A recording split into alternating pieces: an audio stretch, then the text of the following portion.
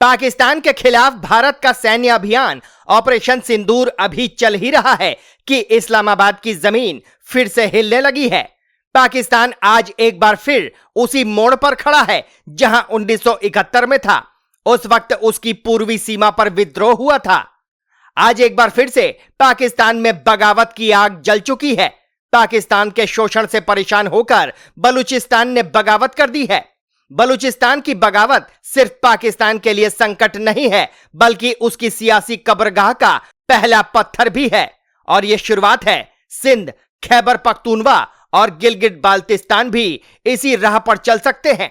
बलूचिस्तान की यह बगावत बताती है कि आखिर कब तक एक राष्ट्र झूठ, कट्टरता और दमन की नींव पर टिका रह सकता है। हमारी एक ही पहचान है, वो बलोच है। और बलोच आज मजलूम है, बलोच आज गुलाम है। और जो इस हकीकत को नहीं मानता है वो बलोच के मुखालिफ रियासत का आमीन है। बलोचिस्तान में बस अब दो ही फिरके हैं, एक जालिम, एक मजलूम। जो भी बलोच अपने अब सफबंदी करनी चाहिए। बलोचों अब नई सफबंदी की जरूरत है। ये सफबंदी होनी चाहिए कि कौन किस तरफ खड़ा है, कौन जालिम की तरफ खड़ा है और कौन मजलूम की तरफ खड़ा है। मैं पैगाम देना चाहती हूँ इस जलसेगाह से और उस नाम नेआब कौम परस्त को, जिसका काम यह है कि कैसे बलोचों के खून का सौदा किया जाए, कि बाज आ जाओ, बलोच अवाम खड़ी हुई है। 14 मई 2025 इस तारीख को पाकिस्तान शायद कभी नहीं भूलेगा, क्योंकि इसी दिन बलूचिस्तान ने पाकिस्तान से आजादी की घोषणा कर दी है। जी हां, बलूच लेखक और कार्यकर्ता मीर यार बलोच ने सोशल मीडिया प्लेटफॉर्म एक्स पर रिपब्लिक ऑफ बलूचिस्तान की स्वतंत्रता का ऐलान कर दिया है। मीर यार ने न सिर्फ स्वतंत्रता का ऐलान किया, बल्कि उन्होंने दुनिया से एकजुट होकर पाकिस्तान के खिलाफ आवाज उठाने की अपील भी की है।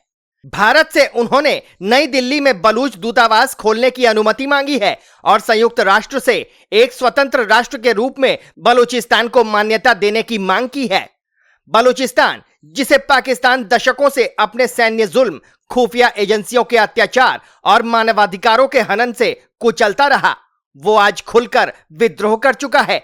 जहां एक और पाकिस्तानी सेना भारत से भिड़ने का नाटक कर रही है, वहीं उसके अपने देश के सबसे बड़े प्रांत ने उसकी नींव हिला दी है।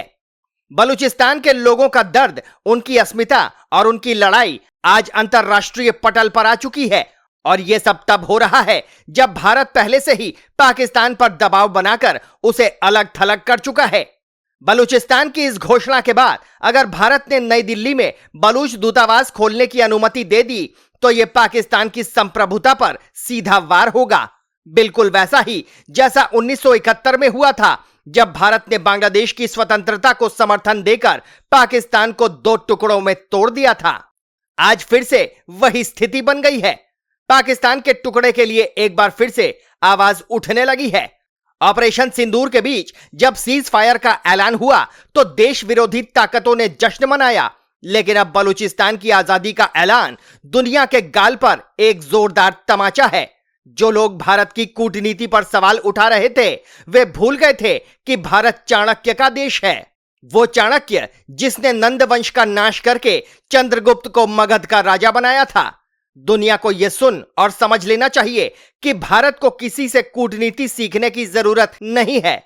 भारत की कूटनीति और दूरदर्शिता ही थी कि पीएम मोदी ने 8 साल पहले ही लाल किले की प्राचीर से बलूचिस्तान के लिए आवाज बुलंद की थी। साथ ही बलूचिस्तान की एक्टिविस्ट करीमा बलोच के रिश्ते को भी निभाया। तो तैयार हो जाइए एक नए नक्शे के लिए, एक नई रणनीति के लिए और एक नई दक्षिण एशिया के लिए, क्योंकि अब वक्त आ गया है जब इतिहास खुद को दोहराएगा। पिछले कुछ दिनों से बलूचिस्तान के लोगों ने, गिलगिट के लोगों ने, पाक ऑक्युपाइड कश्मीर के लोगों ने, वहां के नागरिकों ने जिस प्रकार से मुझे बहुत बहुत धन्यवाद दिया है, जिस प्रकार से मेरा आभार व्यक्त किया है, और इसलिए ये सम्मान का भाव, धन्यवाद का भाव करने वाले बलूचिस्तान के लोगों का, गिलगिट के लोगों का, पाक के कब्जे वाले कश्मीर के लोगों का मैं आज तहे दिल से आभार व्यक्त करना चाहता हूं। चलिए अब आपको यह भी बताते हैं कि आखिरकार बलूचिस्तान क्यों पाकिस्तान से अलग होने का दावा कर रहा है। दरअसल आपको बता दें कि बलूचिस्तान का पाकिस्तान में 1947 में विलय हुआ था।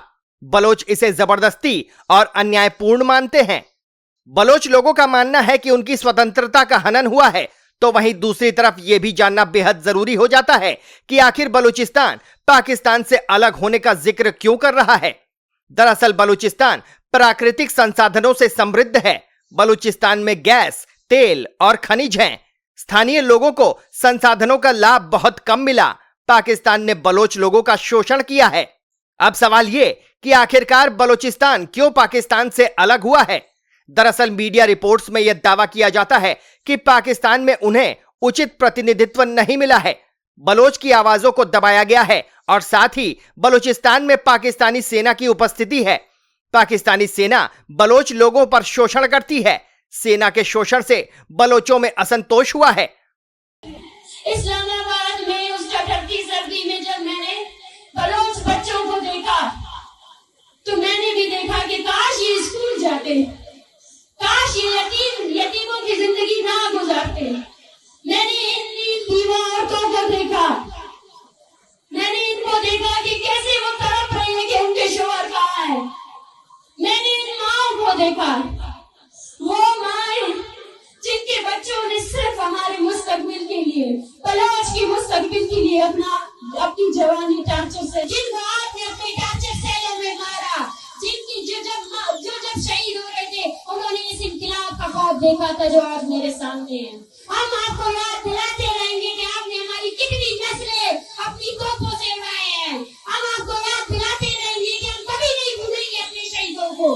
हम हो उन इज्तिमाई कब्रों के वारिस जिनको आप फेंकते हो ना, वो बलोच की कब्रें हैं, बलोच नस्ल की कब्रें हैं, बलोच कौम की कब्रें हैं।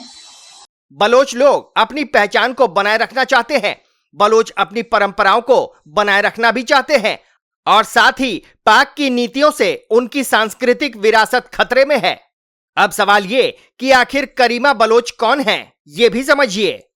दरअसल करीमा बलोच मानवाधिकार कार्यकर्ता थी। बलूचिस्तान की आजादी के लिए उन्होंने संघर्ष किया था। पाकिस्तानी सरकार सेना के खिलाफ आवाज उठाई थी और 2016 में 100 प्रभावशाली महिलाओं की सूची में शामिल हुई थी। 2016 में ही पाकिस्तान से भागकर वो कनाडा गईं और कनाडा में संदिग्ध परिस्थितियों में करीमा की मृत्यु हो गई थी, जिससे कि बलूचों को एक बड़ा झटका भी लगा था। ऐसे में एक बार फिर से बलूचों की आवाज मुखर होने लगी है और पाकिस्तान में जो अत्याचार उन पर किया जाता है उसका विरोध भी किया जा रहा है। क्या भारत और संयुक्त राष्ट्र को बलूचिस्तान को एक अलग देश के रूप में मान्यता देनी चाहिए? अपनी राय हमें कमेंट बॉक्स में जरूर बताएं। Team news watch India.